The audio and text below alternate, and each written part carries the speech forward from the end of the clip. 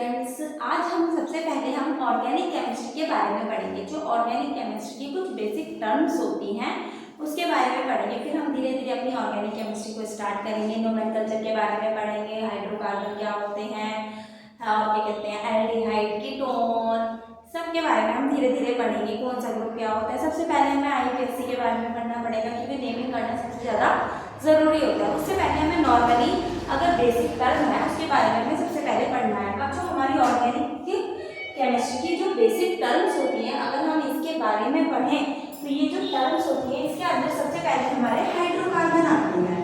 अब ये जो हमारे हाइड्रोकार्बन होते हैं, अगर हम इनके बारे में पढ़ें, जो हाइड्रोजन और कार्बन से मिलकर आपस में कंपाउंड बनते हैं उन्हें हम हाइड्रोकार्बन बोलते हैं नॉर्मली, अगर हम ये कहें।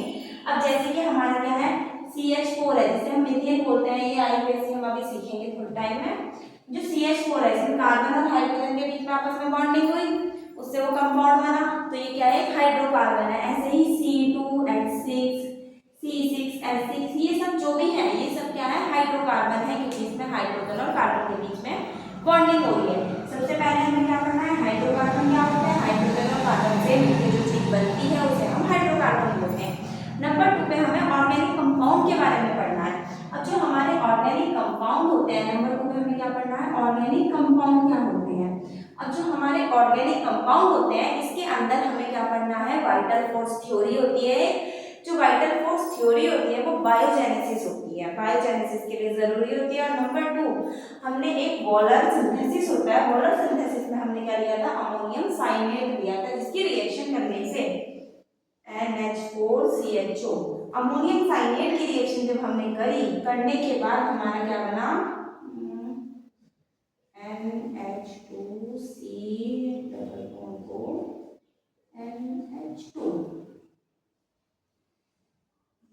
अमोनियम साइनेट को जब हमने गर्म करा, उसकी रिएक्शन करी तो रिएक्शन करने से हमारा यूरिया बना। ये क्या है, हमारा ऑर्गेनिक कंपाउंड सिंथेसिस के अंदर ये दो आते हैं।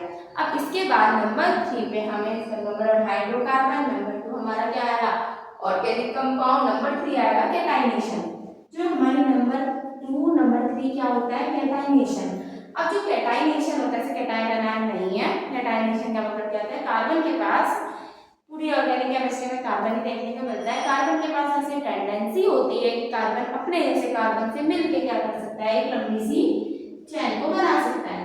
ये वाली जो टेंडेंसी कहलाती है इसे कैटाइनेशन टेंडेंसी कहते हैं। और एक क्या होता है, एक तो नॉर्मली है, और कार्बन में और क्या क्वालिटीज है कि ऑर्गेनिक केमिस्ट्री में हमने कार्बन को ही लिया है। मोस्टली सारे कंपाउंड कार्बन से ही जुड़ते हैं अधिकतर, क्योंकि कार्बन में एक तो कैटाइनेशन टेंडेंसी होती है, दूसरा कार्बन में क्या होता है, टेट्रावैलेंसी होती है। अब जो कार्बन होता है उसका एटॉमिक नंबर 6 होता है। अगर हम इसकी केयर क्लासेस भरेंगे तो 2 और 4 आती है नॉर्मली, वो हम केमिकल बॉन्डिंग जब हम पढ़ेंगे नॉर्मल जर्नल से वहां से सीखेंगे, ठीक है। अब 4 है तो इसके इस तरीके से जो लास्ट वाली सेल है, सॉरी, उसमें 4 है और टोटल पूरे कितने चाहिए होते हैं, 8 इलेक्ट्रॉन करने होते हैं, तो 4 है तो या तो देगा या लेगा। तो ये टेट्रावैलेंसी को क्या करता है, शो करता है एक, इसलिए ये तीनों टर्म के बारे में आपको पता चला, हाइड्रोकार्बन, ऑर्गेनिक कंपाउंड, कैटाइनेशन। नंबर 4 क्या है, मॉलिक्यूलर फार्मूला। अब अगर हम मॉलिक्यूलर फार्मूला के बारे में पढ़ें कि मॉलिक्यूलर फार्मूला होता क्या है, तो इसमें सबसे पहले क्या लेंगे हम, कोई भी चीज जो इंडिकेट करती है कि हमारे पास कितने नंबर ऑफ एटम है, कोई भी चीज मतलब कि कोई भी जो इंडिकेट करता है हमारे पास कितने नंबर ऑफ एटम है ऑफ ईच एलिमेंट के अंदर, कितने नंबर ऑफ एटम है हर एक ईच एलिमेंट ऑफ कंपाउंड के अंदर, उसे हम क्या बोलते हैं, क्या कहते हैं, मॉलिक्यूलर फार्मूला बोलते हैं। अगर मैं इसकी नॉर्मली जनरल डेफिनेशन कहूँ तो डेफिनेशन के अंदर क्या आएगा मॉलिक्यूलर फार्मूला में, देखो, it indicate number of atoms, it indicate number of atoms of each elements present in one molecule, each element present in one molecule, ठीक है। इसके बाद हमें मॉलिक्यूलर फॉर्मूला था, तो नॉर्मली की मॉलिक्यूलर फॉर्मूला क्या होगा, जब 2-4 चीजें आपस में जुड़ जाएंगी, कि जैसे कि ये भी क्या है, C2H4, 2 कंपाउंड थे आपस में जुड़े, जुड़ने के बाद उन्होंने एक फॉर्मूला बनाया वो। इसके बाद हमें स्ट्रक्चर फॉर्मूला के बारे में पढ़ना है। अब जो स्ट्रक्चर फॉर्मूला होता है उसके अंदर हमें कनेक्ट देखनी है कि जो हमारे एटम है वो उस मॉलिक्यूल से किस तरीके से कनेक्ट है। जैसे कि ये है हमारा C2H6 है, किस तरीके से इस कार्बन से हाइड्रोजन कनेक्ट है। अगर मैं इसका स्ट्रक्चर बनाऊं तो कुछ इस तरीके से बनेगा।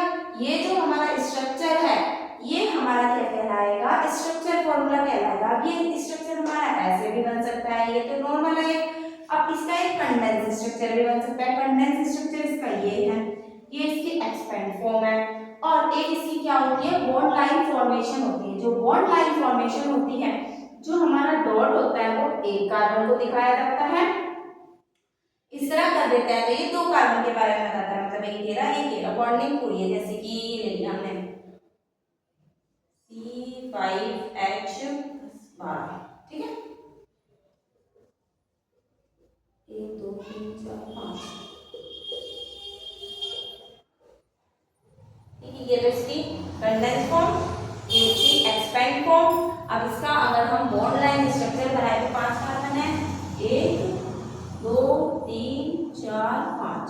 ये नॉर्मल हमारा स्ट्रक्चर बन गया, जिसे हम क्या बोलते हैं, बॉन्ड लाइन फॉर्मेशन बोलते हैं या बॉन्ड लाइन नोटेशन बोलते हैं, कुछ भी हम कह सकते हैं। अब अगर हमारा इस तरीके से दिखाया CH3 CH2,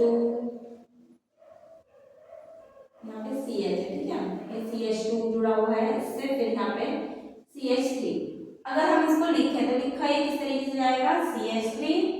अगर हम एक्सपेंड फॉर्म में लिखें 1 2 3, ठीक है, ये इस तरीके से, ये CH2 इसके साथ जुड़ा हुआ है, देन CH3। और अगर हमें इसकी बॉन्ड लाइन बनानी है तो वो कुछ इस तरीके की, सॉरी 3 कार्बन है, 1 2 3, और सेकंड कार्बन से क्या एक CH2 जुड़ा हुआ, तो इस तरीके से हमें इसे जोड़ के दिखाना है। ठीक है, इतना समझ में आया, बाकी का हम अभी